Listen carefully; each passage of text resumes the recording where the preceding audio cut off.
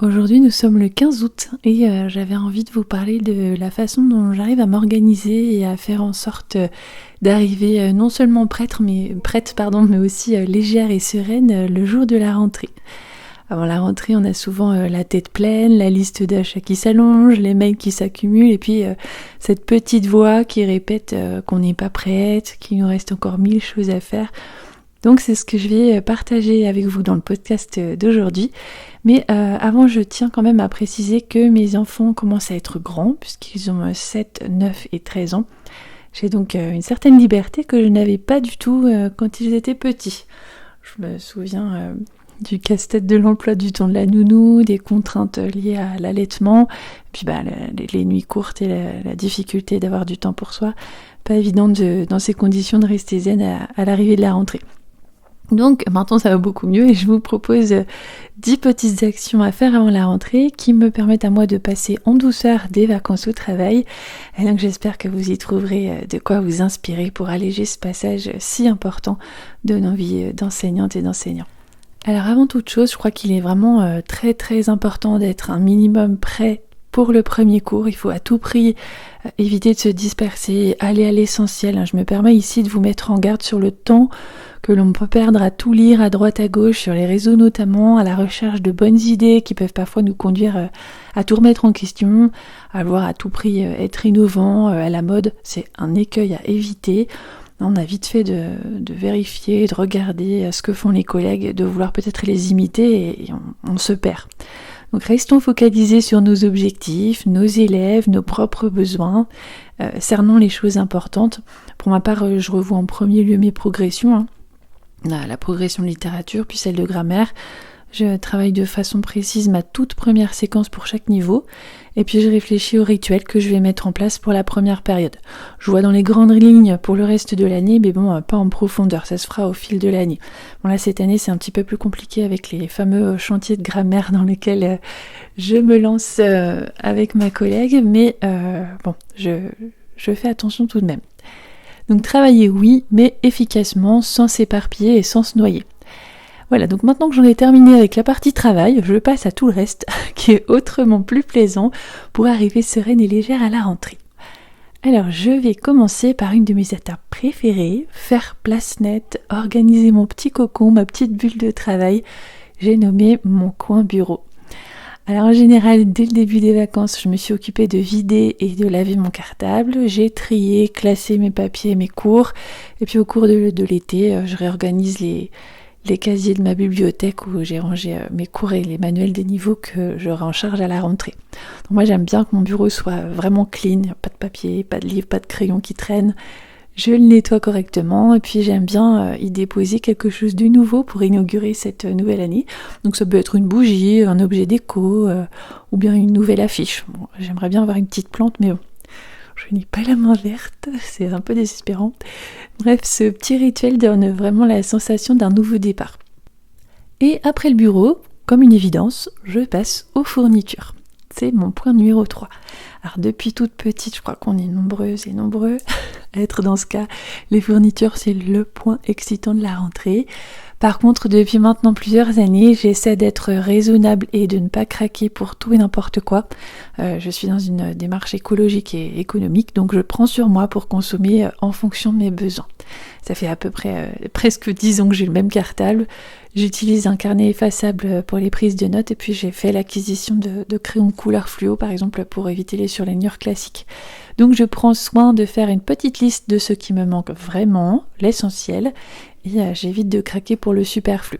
Donc cette année, comme achat important, j'ai prévu de me procurer un petit chariot à roulettes pour y mettre de quoi dessiner et faire du collage pour les carnets de bord. Je vais essayer d'en trouver un d'occasion et puis si je trouve pas, j'en prendrai un en magasin.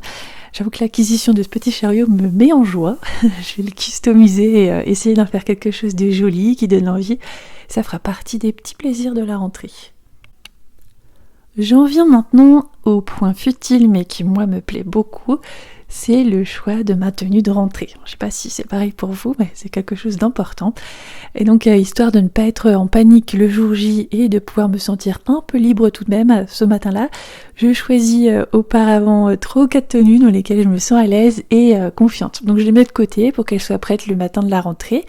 Donc, c'est un stress en moins pour ce jour-là, et puis c'est aussi une façon de commencer l'année en se sentant bien dans sa peau. D'ailleurs, je propose à mes enfants d'en faire autant, pas forcément 3 ou 4 tenues, mais au moins une. En général, ils sont heureux de pouvoir porter une tenue qu'ils apprécient. Et en lien avec la tenue, il y a, j'ai envie de dire évidemment, le passage chez la coiffeuse, un moment agréable qui nous donne une nouvelle tête pour une nouvelle étape de l'année. Moi, j'adore. Bon, à condition de ne pas avoir de mauvaises surprises, sinon je vous l'accorde, ça peut rajouter un stress supplémentaire. J'en viens au point suivant qui est en lien avec ce que je viens de dire, point qui peut aussi sembler un peu futile, mais pas tant que ça pour moi, c'est le point self-care. Je parlais du coiffeur, et bien moi j'aime bien faire la totale pour la rentrée, la manucure, pédicure, les soins en tout genre, bref, je prends des petits moments pour me dorloter. Alors j'en profite aussi parfois pour m'acheter des petites choses, je sais pas, ça peut être une nouvelle crème pour les mains, un nouveau mascara, et puis je change de parfum, donc là je passe du Monoi à la figue à la rentrée, septembre ce sera à la figue, j'aime bien, ça marque la nouveauté. Par extension, je prends soin de moi sur d'autres plans, en tout cas j'essaye. Et la rentrée, c'est un peu, vous savez, comme les bonnes résolutions de la nouvelle année. C'est l'occasion de prendre de nouvelles habitudes ou d'intégrer de nouvelles routines, tout en me préparant tout de même à ne pas forcément réussir à les tenir. Mais en tout cas, j'y réfléchis et j'essaie de mettre des choses en place. Donc je profite un peu de la rentrée pour essayer de faire des choses qui seront susceptibles de nourrir mon bien-être. Donc je vous les donne en vrac pour cette année. Vous allez voir que c'est assez simpliste, voire simplet, mais je vous assure que si j'y arrive, ce serait une grande victoire. Donc déjà, premier point, dormir davantage. Donc, ceux qui me connaissent sont éclatés de rire, c'est pas très gentil. Donc pendant les vacances, j'avais un petit peu réussi pendant, je crois, 4 jours. J'avais réussi à me coucher à 11h30 maximum. Bon là, je suis repartie à me coucher à 1h, 1h30, mais je vais reprendre, c'est important. Et dans le même esprit, vous allez voir le lien, c'est boire de l'eau, car je ne bois qu'un verre ou 2 par jour, et donc cumulé avec le manque de sommeil, c'est évident que mon corps n'apprécie pas trop.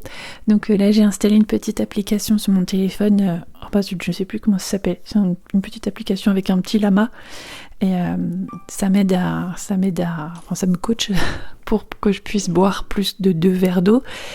Et voilà, donc avec le sommeil, ce sont 2 choses importantes qui sont peut-être rien comme ça, mais je sens vraiment que mon corps en a besoin. Donc ce sont 2 habitudes que je voudrais intégrer à ma routine. Ensuite, j'ai décidé que j'allais essayer que j'allais marcher. Je vais aller marcher plus régulièrement. Je vais peut-être même m'acheter un petit tapis de marche. Je sais pas trop, je vais me renseigner. Parce que voilà, c'est facile, ça prend pas trop de temps, c'est agréable. Je mets ça sur ma petite routine. Et ensuite, ce que j'ai commencé à faire pendant les vacances, faire une pause créative dans la journée. Donc là, j'ai commencé pendant les vacances en me lançant un petit défi dessin et puis un défi photo. Je ne sais pas si vous avez vu sur Insta. Donc je relis ça au travail puisque le défi dessin concerne le Japon, c'est mon fil rouge de 6e. Donc je proposerai à mes 6e un dessin par semaine. Et donc là, pour m'entraîner un petit peu et voir ce que ça peut donner, je le fais là au mois d'août 1 fois par jour. Et puis pareil pour le défi photo, j'aime bien les petits challenges. Je me suis lancée comme challenge de faire 1 photo par jour et chaque mois a une couleur. Donc là au mois d'août c'est le jaune, septembre je me rappelle plus ce que c'est. Je vous redirai si ça vous intéresse. Et dernière chose, là c'est plus au niveau du travail, j'ai envie d'intégrer dans ma petite routine, en plus d'une lecture plaisir, je voudrais faire une session de lecture pédagogique par jour, voilà, minimum 15 jours. Minimum 15 minutes par jour, une petite lecture pédagogique. Voilà mes petites les routines que je souhaite intégrer à mon quotidien qui font partie des choses qui pourraient être susceptibles de me faire du bien. Voilà. Point suivant, le point numéro 6, très important pour ne pas être aspiré dans le rush de la rentrée, je vais essayer au maximum d'anticiper l'organisation familiale. Donc avant tout, je remplis au mieux le calendrier mensuel qui se trouve dans la cuisine, je note tout ce que je peux. Donc je suis plutôt organisée, mais malheureusement je suis très très étourdie et j'oublie parfois certaines choses, donc autant mettre toutes les chances de mon côté pour avoir tout sous les yeux et penser presque à tout, puis que je ne sois pas non plus la seule, que toute la famille puisse vérifier en même temps que moi. Et d'où l'intérêt évidemment d'avoir son emploi du temps suffisamment tôt pour pouvoir organiser tout ce qui est cantine, trajet, garderie, enfin toute l'organisation des prochains mois. Donc moi dans mon établissement en général on a les emplois du temps fin août, donc j'espère juste avant la rentrée j'espère l'avoir assez tôt pour pouvoir m'organiser.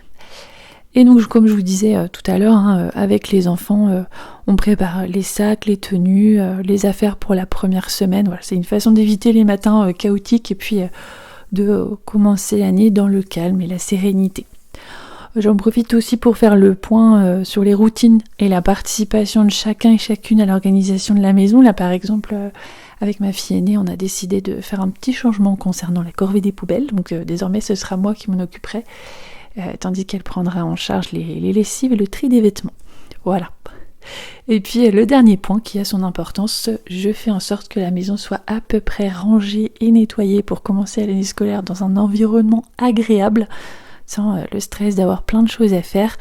Donc le garage, la chambre, le maudit placard de l'entrée et même la voiture sont passés au peigne fin, pas au sel fin. Alors, le 7e point que je trouve important, en tout cas moi qui me libère un peu de charge mentale, c'est au sujet des repas. Donc pas vraiment au niveau des repas en famille, ça c'est mon conjoint qui s'en occupe, mais pour les repas du midi et le repas du mercredi avec les enfants, j'aime bien savoir un peu à l'avance ce que je vais préparer la première semaine. Puis c'est aussi un petit plaisir, je trouve, je prévois les bons petits repas que je prendrai au collège, comme si je le faisais pour une amie.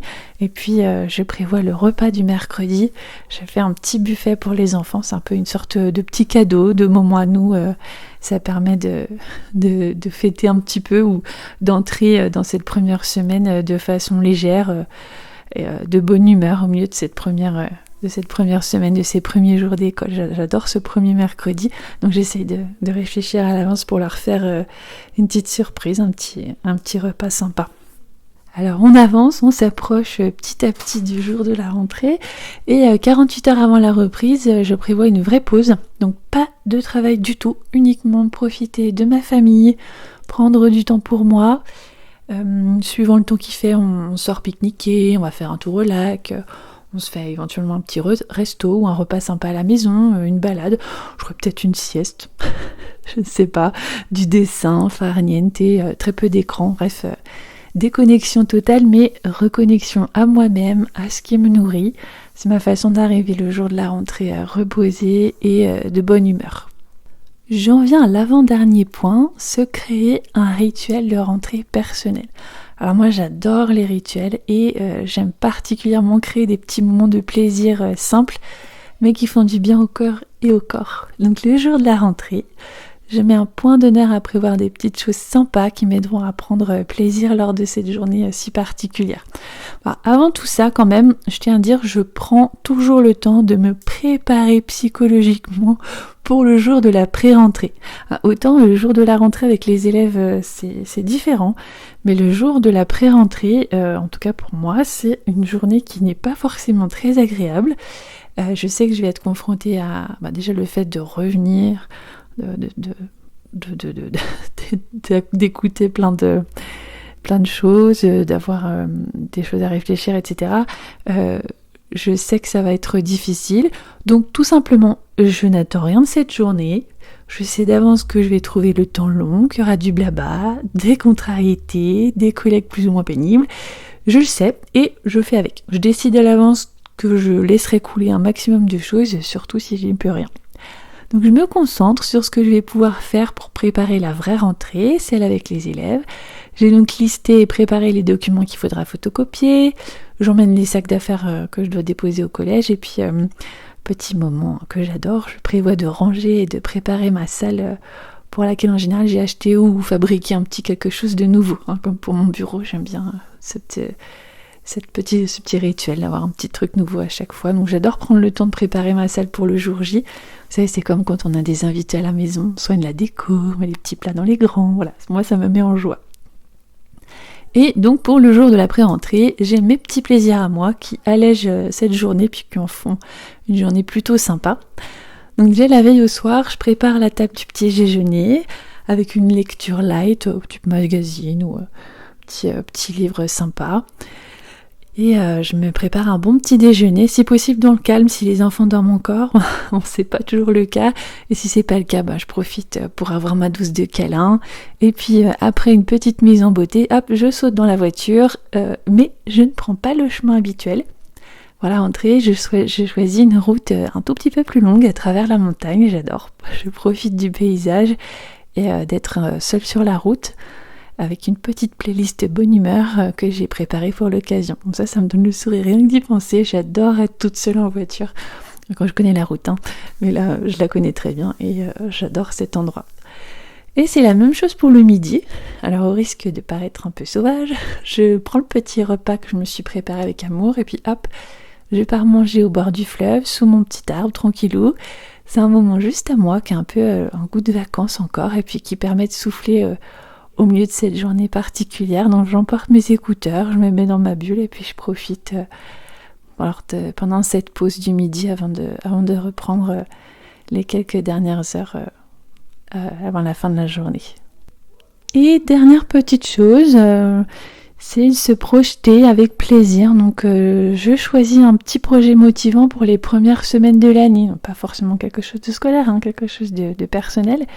Donc ça peut être une sortie, un atelier, un moment rien que pour moi. Au moment où je vous dis ça, j'ai pas encore décidé de ce que j'allais faire, mais j'avais bien envie de tester quelque chose dans le domaine créatif. Donc ça peut être un rendez-vous chez l'esthéticienne, un restaurant, une soirée avec des amis, un petit truc tout simple, mais vous préparez un petit rendez-vous avec vous-même et éventuellement quelqu'un d'autre, du moment que ça vous enthousiasme. Voilà, donc avoir cette petite perspective joyeuse, ça donne une lumière différente à la rentrée. Voilà, c'était le dernier point. Alors oui, il y aura toujours des imprévus, mais je trouve qu'en préparant ces 10 petites choses, on peut aborder la rentrée avec sérénité, pas juste en se disant je suis prête, mais en se disant je me sens légère et sereine. Et ça, c'est un vrai cadeau à se faire en tant qu'enseignante et en tant que personne à part entière. Voilà, donc ce podcast est terminé. J'espère que vous avez apprécié, que vous allez profiter des 15 derniers jours qui restent. Enfin 15, oui, je fais un prix de gros, je sais pas compter. Donc je vous souhaite de bien profiter et puis on se retrouve à bientôt. Je pense que je ferai un prochain podcast sur la gestion de classe, comment la posture face, j'aime pas dire face, mais la posture devant les élèves. Voilà, je vous souhaite une bonne fin de vacances. À bientôt.